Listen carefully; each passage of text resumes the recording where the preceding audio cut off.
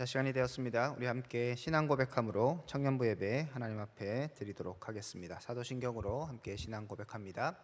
전능하사 천지를 만드신 하나님 아버지를 내가 믿사오며 그 외아들 우리 주 예수 그리스도를 믿사오니 이는 성령으로 잉태하사 동정녀 마리아에게 나시고 본디오 빌라도에게 고난을 받으사 십자가에 못 박혀 죽으시고 장사한 지 사흘 만에 죽은 자 가운데서 다시 살아나시며 하늘에 오르사 전능하신 하나님 우편에 앉아 계시다가 저리로서 산 자와 죽은 자를 심판하러 오시리라.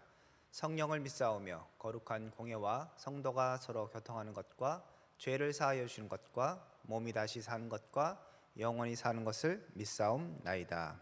아멘. 함께 볼 말씀은 마태복음 17장 14절에서 20절입니다. 마태복음 17장 14절에서 20절 제가 읽도록 하겠습니다. 14절입니다. 그들이 무리에게 이르매 한 사람이 예수께 와서 꿇어 엎드려 이르되 주여 내 아들을 불쌍히 여기소서. 그가 간질로 심히 고생하여 자주 불에도 넘어지며 물에도 넘어지는지라.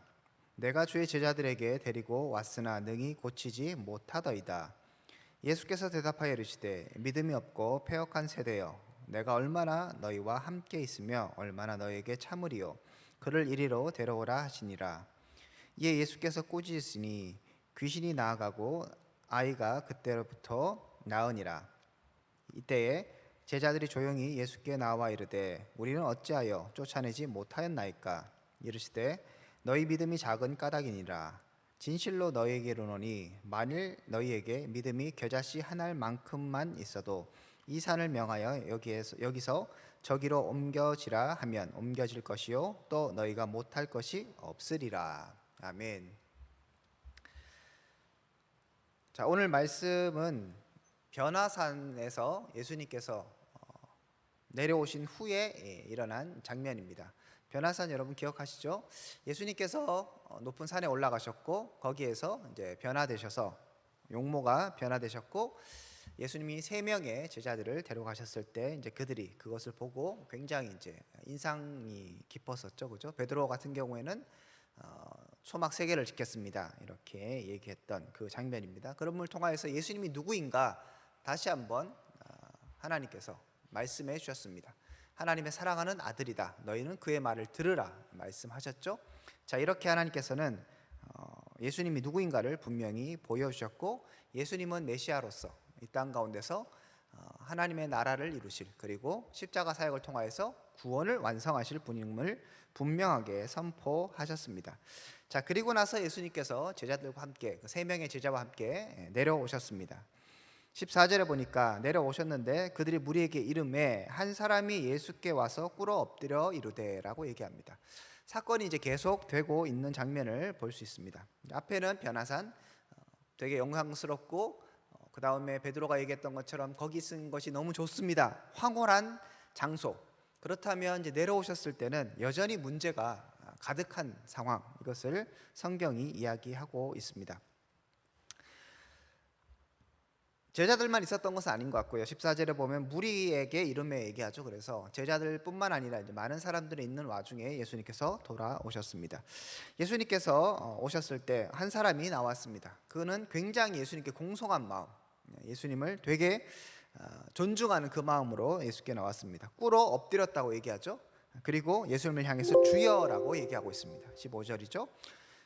그러면서 자신의 상황을 말하고 있습니다. 내 아들을 불쌍히 여기소서. 그가 간질로 심히 고생하여 자주 불에도 넘어지며 물에도 넘어진다라고 얘기합니다. 아들 문제를 갖고 나온 거예요. 아들의 병명은 간질이라고 생각되는데 이건 뭐 오늘날 표현하면 간질이지만 정확하게 그 당시 어떤 병인지는 잘 모르겠습니다. 어쨌든 갑자기 뭐 물에도 불에도 넘어진다고 하니까 갑자기 쓰러지고 발작을 일으키는 병인 것은 확실합니다. 그런데 이것은 단순하게 육체적 문제가 아니라 귀신과 연결되어 있죠. 18절에 보면 귀신이 나아가고 아이가 그때부터 나았다라고 얘기하고 있습니다. 영적인 문제이기도 합니다. 자, 어쨌든 아이의 문제 때문에, 그리고 아이의 문제가 굉장히 심각하죠. 아버지도 보면 굉장히 간질로 심히 고생하였다라고 얘기하고 있습니다. 그리고 뭐 넘어지는 게 불에도 넘어지고 물에도 넘어지면, 불에 넘어지면 어떻게 됩니까? 다 죽죠. 물에 넘어지면 빠져 죽죠. 그래서 어떻게 되나 지금 죽을 정도의 그런 위협이 계속 있는 거예요. 그리고 뭐 좀 몸이 안 좋다 이렇게 해서 넘어지는 게 아니라 갑자기 그런 일들이 계속적으로 발생하니까 얼마나 당황스럽고 안타깝겠습니까? 아이를 바라보는 아버지의 심정은 정말 타들어갈 겁니다. 자, 그런 마음에서 예수님께 왔고, 그런데 마침 예수님은 지금 변화산 위로 올라가셨고 제자들밖에 없었던 것이죠. 3명의 제자들을 외에 이제 다른 제자들이 그곳에 있어서 그 제자들에게 고쳐달라고 부탁을 했던 것 같습니다. 16절에 보면 내가 주의 제자들에게 데려오고 왔으나 능히 고치지 못했다라고 얘기합니다. 제자들에게 부탁하는 것은 어떻게 보면 조금 왜 제자들에게 부탁했을까라는 생각이 들기도 합니다. 보통은 다 예수님께 부탁을 하잖아요. 그런데 예수님 없는 상황이었고, 그런데 이제 제자들이 아마 예전에 그런 경험들, 이들이 예수님께 분명히 권능을 받았던 것 여러분 기억하십니까? 2명씩 짝지어서 전도하러 보내실 때 귀신을 내어 쫓는 권능을 주셨습니다. 그리고 실제로 그들도 기도를 통하여서 그런 사역을 통해서 분명히 귀신을 내어 쫓는 경험도 있었습니다. 그러니까 아마 이제 아버지가 왔을 때 우리가 고쳐주겠습니다 라고 얘기했을 수도 있고, 아니면 예수님 안 계신데 어떡하죠 했을 때 그러면 여러분들이 고쳐주십시오, 뭐 아버지가 그런 제자들이 했던 소식을 들었을 수도 있고, 어떤 간에 어쨌든 이제 제자들에게 고쳐달라고 얘기를 했는 것 같습니다. 제자들이 마다하지 않았던 것이죠.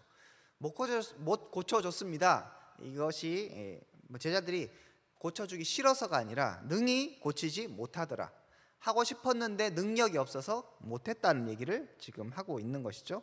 자, 이런 상황이 이제 예수님께서 돌아오셨을 때 일어난 그런 문제들이었습니다. 제자들은 예수님이 없는 상황에서 굉장히 당황하고 어려운 상황에 직면해 있습니다. 오늘 성경에는 굉장히 간단하게 기록되어 있는데, 다른 이제 비슷한 같은 본문을 같은 내용을 다룬 다른 본문에서는 이 내용이 굉장히 길게 얘기됩니다. 마가복음 같은 경우를 보면 이제 무리가 있었다고 하잖아요. 그 중에는 종교 지도자들도 있었어요. 그래서 종교 지도자들이 계속적으로 이렇게 책망했던 것 같아요, 제자들에 대해서. 그래서 변론했다고, 서로 막 다투고 막 싸움이 일어나고, 그 아버지는 어떻게 해야 되나 막 이러고 있고 이제 난리가 난 거예요. 그런 상황 가운데서 예수님이 내려오신 것입니다. 근데 마태는 그런 얘기를 쏙 빼고 어쨌든 예수님이 이런 상황이 있었고 어떻게 반응하셨는가를 곧바로 기록합니다. 17절에 보면 예수께서 대답하여 이르시되 믿음이 없고 패역한 세대여, 내가 얼마나 너희와 함께 있으며 얼마나 너희에게 참으리요, 그를 이리로 데려오라 하시니라 라고 얘기합니다. 그리고 예수님께서 꾸짖으시니 귀신이 나가고 아이가 그때로부터 나았다고 얘기하죠. 이 치료 장면, 치료되는 것은 되게 간단하게 기록되어 있습니다. 그래서 포커스는 그건 아닌 것 같아요. 예수님에게 뭐 아이를 치료하는 것이 어려운 일은 아니었을 거니까요. 근데 여기서 마태복음이 주목하는 것은 예수님께서 그들을 책망하셨다는 얘기죠. 근데 자세히 보면 누구를 책망했는지 정확하게 알 수가 없어요. 17절에 믿음이 없고 패역한 세대여, 내가 너희를 얼마나 참겠느냐, 얼마나 함께 있어야 되고 얼마나 너희를 참아야 되느냐, 이렇게 얘기를 하시는데, 믿음이 없고 패역한 세대는 누구를 얘기하는 거겠습니까? 이게 이제 좀 불분명합니다. 특히 마태복음에서는 아까 말씀드렸던 것처럼 굉장히 간단하게 얘기하기 때문에 이게 누구를 가르치는지 정확하게 알 수 없습니다. 흐름상으로 보면 아마 제자들인 것 같습니다. 16절에 보면 주의 제자들을 데려왔으나 능히 고치지 못했습니다, 그렇게 얘기했을 때 그 아버지에게 믿음이 없고 패역한 세대요 라고 얘기하는 것은 좀 그렇고, 그 다음에 무리도 있긴 하거든요. 그래서 아마 다른 복음서에서는 무리에게, 전체를 향해서, 무리와 제자들을 향해서 이렇게 얘기하는 것 같은데, 오늘 본문에서는 그것이 명확하지 않고 아마 제자들에게 하는 것처럼 이제 분위기가 이렇게 있는 것을 볼 수 있습니다.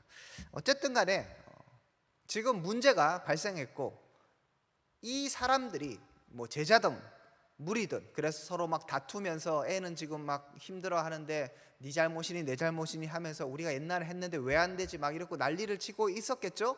그런 것 가운데 이제 이 아버지도 믿음이 약해졌어요. 그래서 예수님께서 책망하는 장면도 다른 본문에서는 나옵니다.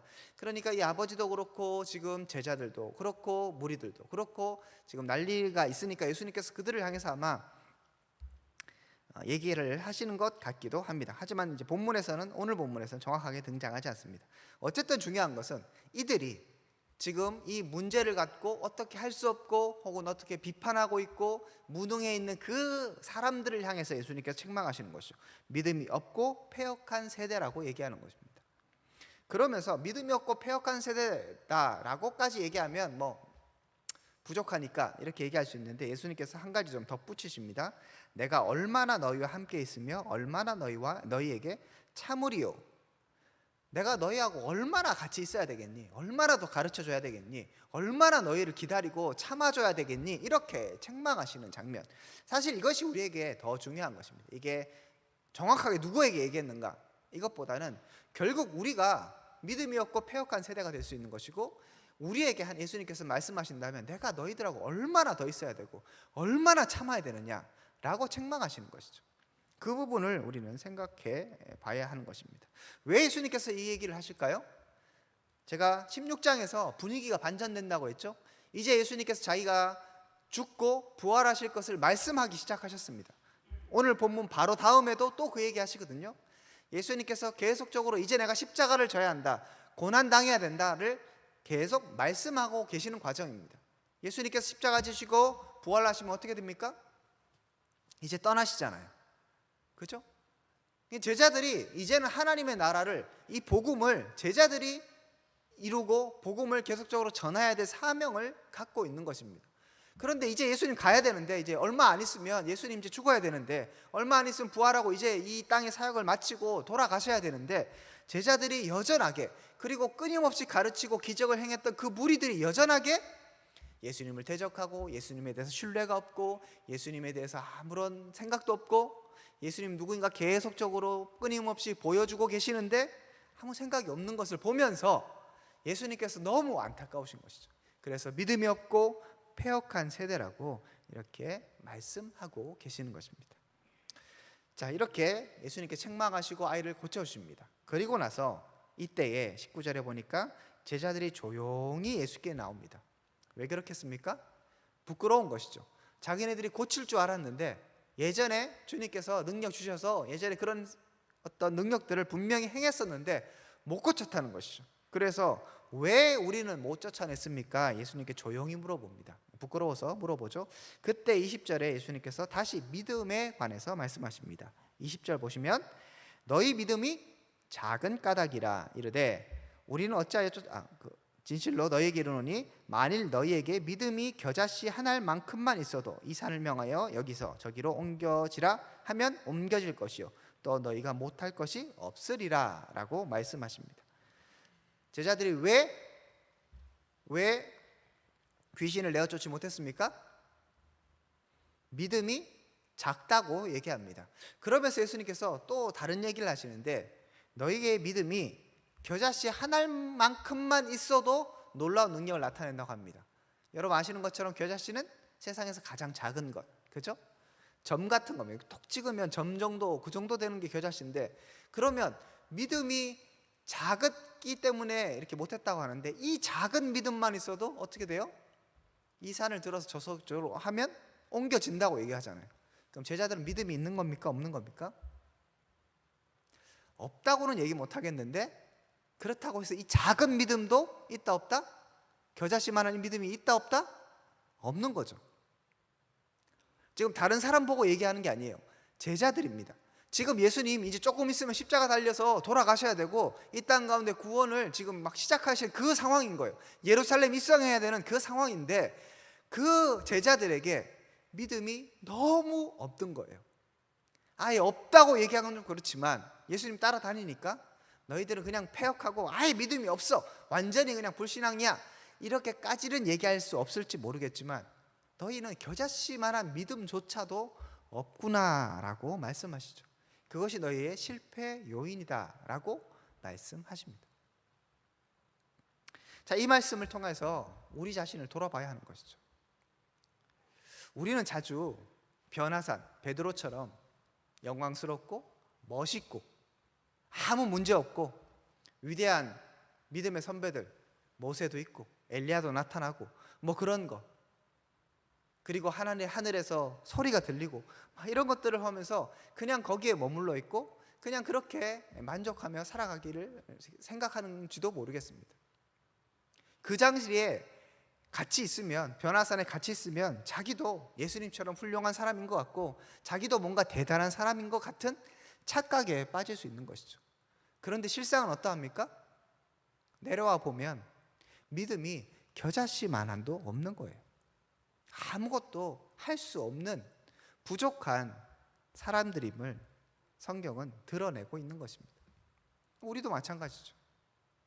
예배드리고 열심히 찬양하고 때론 뜨겁게 기도할 때는 뭔가 괜찮은 것 같고 뭔가 내가 할 수 있는 것 같이 생각이 되지만, 그렇지만 정말 정작 들여다보면 나에게 믿음이 있는가?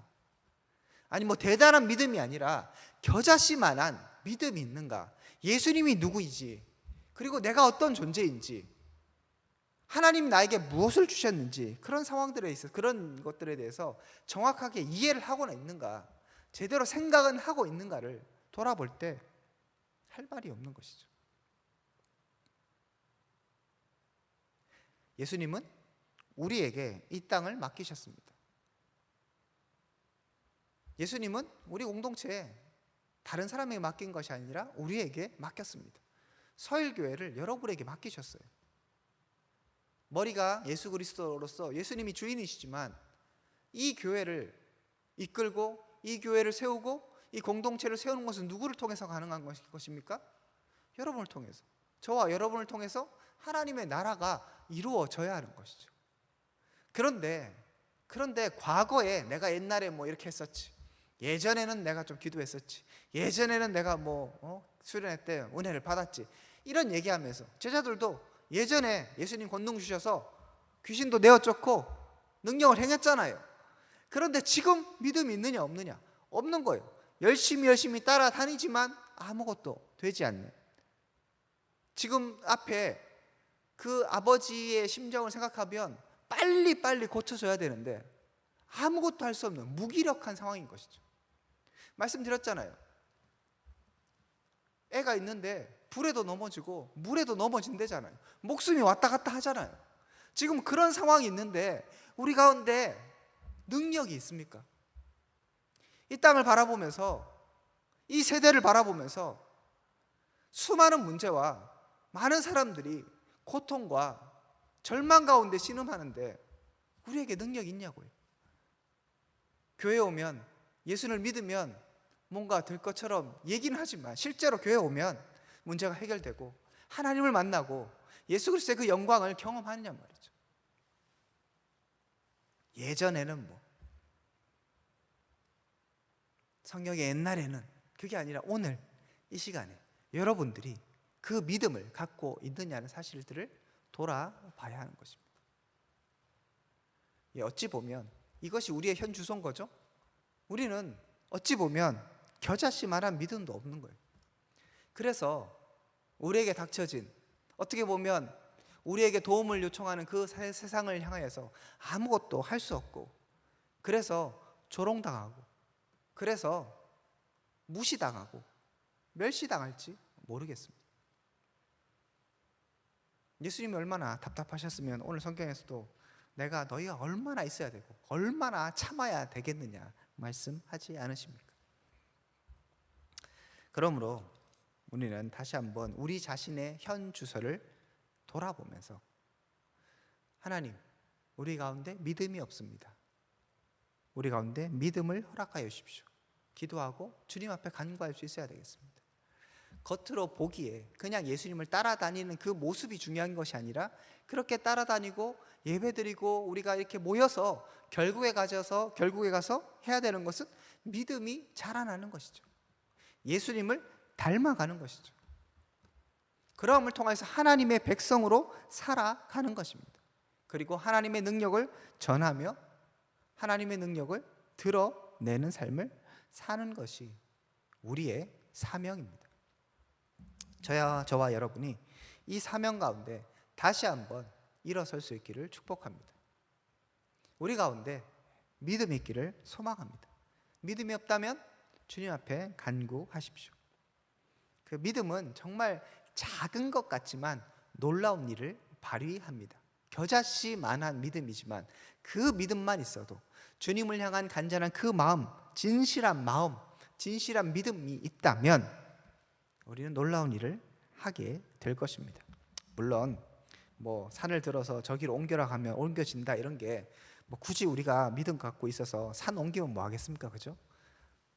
저기 있는 산은 그냥 놔두면 되는 거고요. 중요한 건 뭐겠습니까? 비유법이죠. 그만큼의 놀라운 일이 있게 될 것인데 왜 믿음이 이렇게 없느냐라고 책망하시는 주님의 그 말씀 가운데 우리도 다시 한번 우리 자신을 돌아보면서 믿음이 있기를, 겉으로 그냥 주님 따른다고 그냥 뭐 절레절레 여기저기 왔다 갔다 하는 것이 아니라 하나님의 사람으로서 성장해가고 성숙할 수 있기를 주님의 이름으로 축복드립니다. 함께 기도하겠습니다. 하나님, 우리 가운데 믿음을 허락하여 주옵소서. 하나님, 우리 가운데 능력을 허락하여 주옵소서. 이 세상을 향하여서 하나님의 영광을 드러내는 거룩한 통로 될 수 있기를 원합니다. 우리가 무기력하고 우리가 부족한 것으로서 세상 사람들에게 조롱받고 멸시당하는 것이 아니라 참으로 하나님의 살아계심을 드러내고 증거하는 믿음의 귀한 백성들 될 수 있도록 은혜를 베풀어 주시옵소서. 이제는 주 예수 그리스도의 은혜와 하나님의 사랑과 성령님의 교통하심이 오늘 말씀을 통하여 다시 한번 주를 바라보고 믿음을 갖기로 소망하는 하나님의 백성들 가운데 지금으로부터 영원토록 함께 있을지어다. 아멘.